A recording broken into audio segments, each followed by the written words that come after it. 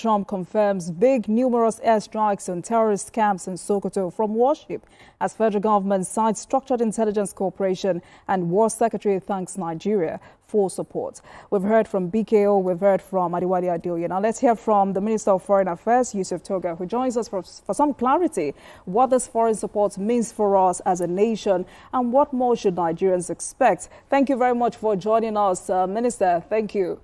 Thank you for your patience. Good evening to you. Thank you for having me. Right. So first, what does this mean for us as a nation? And can you also confirm that the federal government was aware of this operation?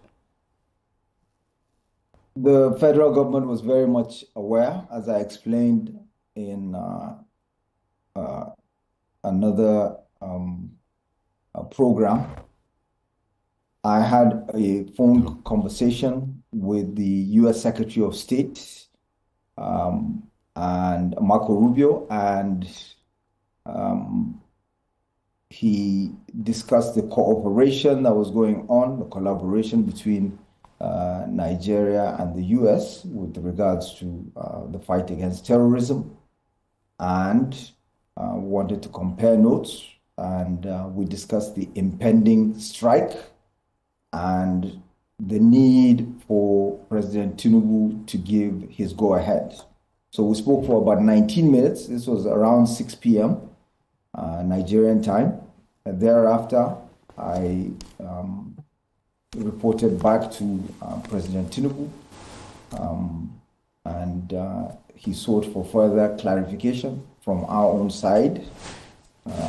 Once he got the clarification, I spoke again to President Tinubu, and then Marco Rubio called back. We spoke around 8 p.m. or thereabouts for another 5 minutes, which was to synchronize our positions in terms of what statements were going to be issued after the strike.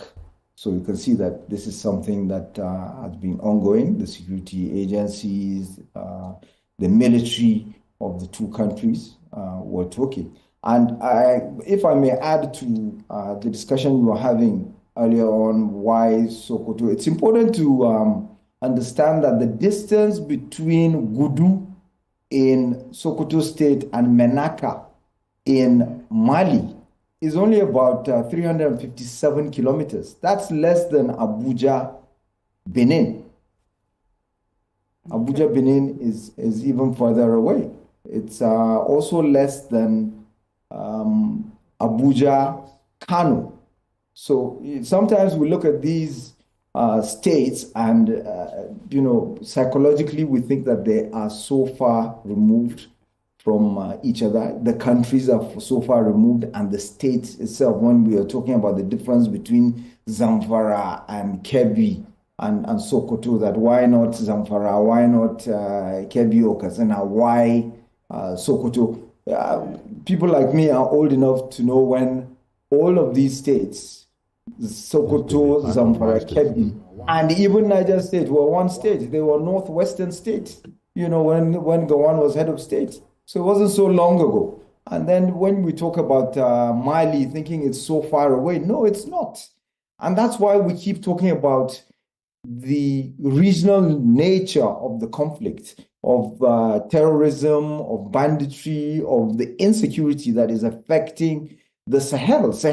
The Sahel region is right next to us. So we're not removed from all of that. So it's important to make that connection and have that understanding of the geographical nature of the conflict, which is why the right of pursuit through the use of the multinational joint task force as a platform has always been effective. And historically, it's always been effective. When there's conflict in these areas, in the cross-border areas, it's important that the forces of one country are allowed to cross the border and go into the adjoining country in hot pursuit. So that's why, with the multinational joint task force, you're allowed to go in as far as 20 or 30 kilometers. And we lost that when Niger pulled out of that. Why did Niger pull out of the multinational joint task force? because of the military coup that took over the government in Niger. Why did that happen? Because of the failure of the EU Sahel strategy and the use of Azawad groups, Tuaregs, to try and curb illegal migration. And that created a problem because the Azawads, the Tuaregs, want to create a country of their own. They have these separatist groups, irredentist groups that want to break the country up. When you are working with such people in a country that has a standing army, clearly the army there is not going to put up with that because it's been drummed into their heads since they were young that their primary mission is to keep their country together, to maintain, to safeguard its territorial integrity. So all of these things are interconnected. It's important to understand that. Honorable Minister, let me ask you about your mission to the U.S. The National Security Advisor led a team to the U.S. and you had some discussions about the concerns that the Americans had expressed about Christians being killed in our country and all that. How far have you gone in terms of deepening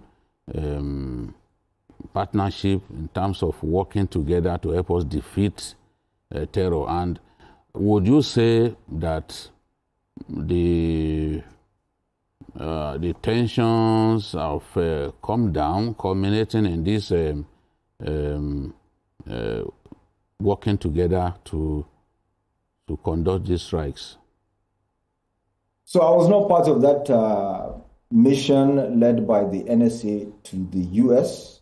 I was, however, part of another delegation. I led a delegation in 2024 to Washington, D.C., where I actually ended up more or less testifying before the House Committee on Foreign Affairs and the subcommittee on Africa, where we clarified these issues. Because you see, this matter of country of particular concern is something that has been on again, off again for the last 15 years or so.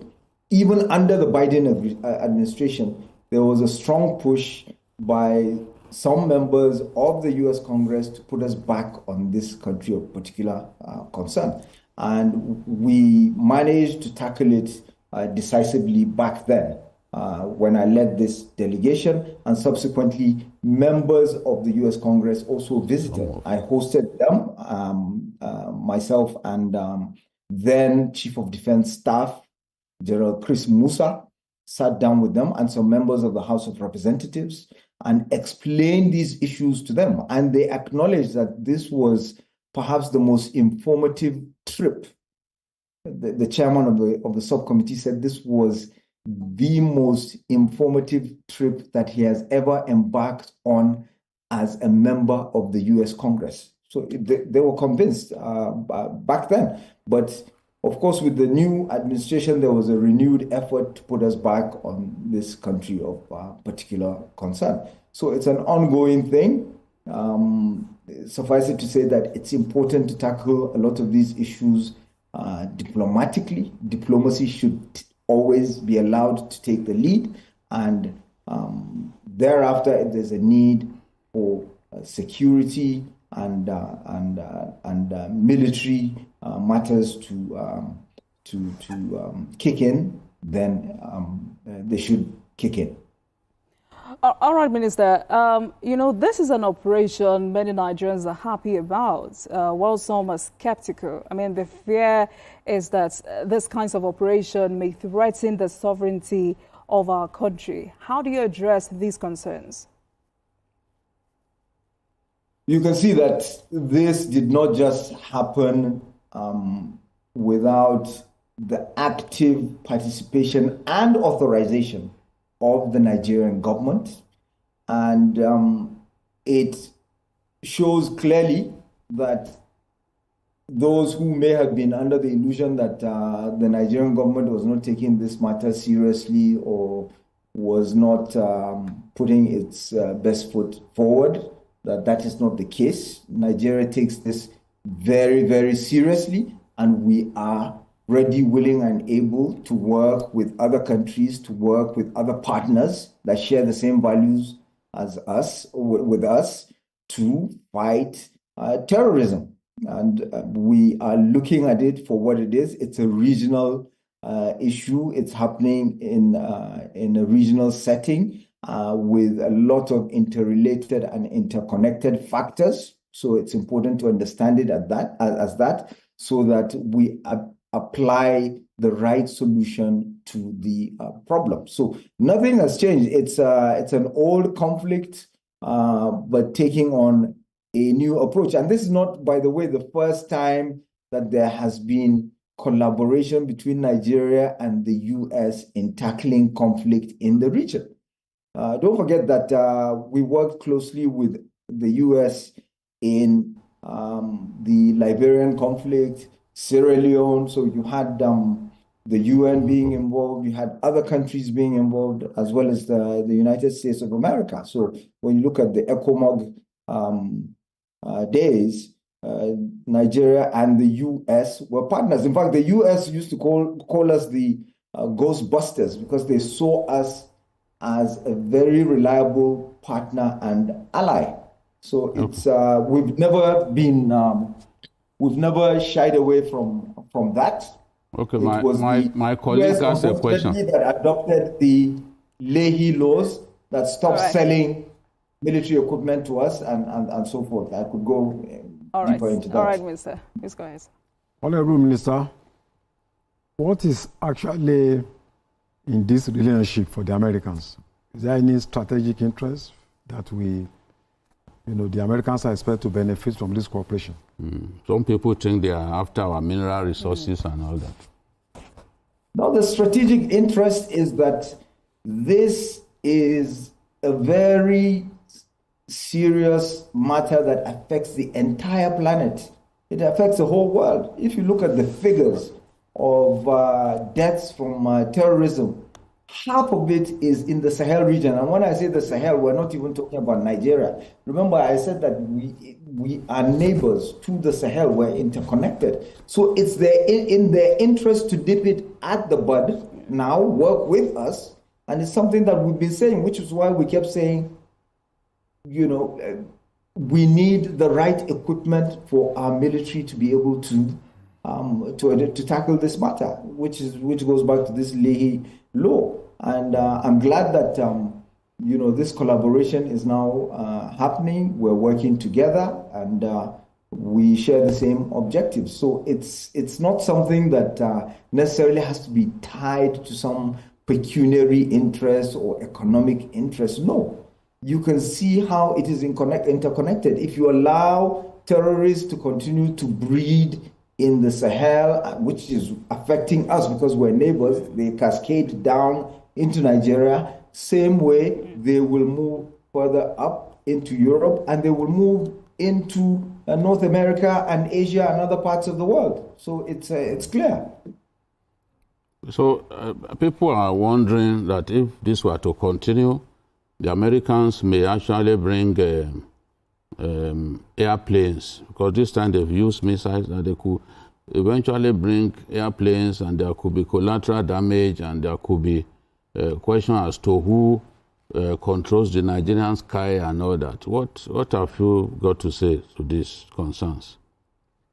We have a responsible government. We have a responsible leader, President Bola Ahmed Tinubu, and all the decisions that are taken are weighed, they are contemplated upon, and we are a sovereign entity.